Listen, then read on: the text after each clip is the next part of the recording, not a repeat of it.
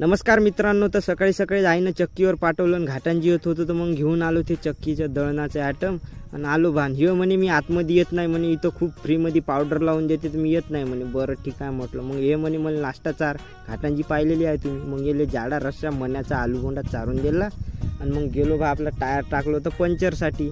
तर इथं आलो, तर इथं सगळ्यात आधी बजरंगबली श्री हनुमान महाराजाचे पाया लागले आणि काका म्हणजे त्या टूपले खूप सारे पंचर होते, तर बाबा म्हणे टूपच चेंज करून टाक म्हणे. मग इथे आपल्याला बसला 600चा दणका आणि 70 रुपये बसवायचे म्हणे.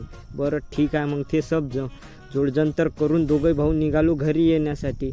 घरी यायचं म्हटलं तर आता आपल्याला एक टेन्शन गेलं, आपल्याला 10 वेळा डिझेल आणायचं काम नाही. 500 लिटर 2 टाक्या भरून ठेवल्या, एकाच दमान घेऊन आलो. मग भूक लागली होती तर गप्प जेवण करून घेतलं. पण आपलं जीवन कसं सुखाचं. आर्यनचा फोन आला, भाऊ म्हणे क्रॉसचा नट तुटला म्हणे, ये म्हणे. पण का आजही पंचर नवीन टूप टाकून गाडी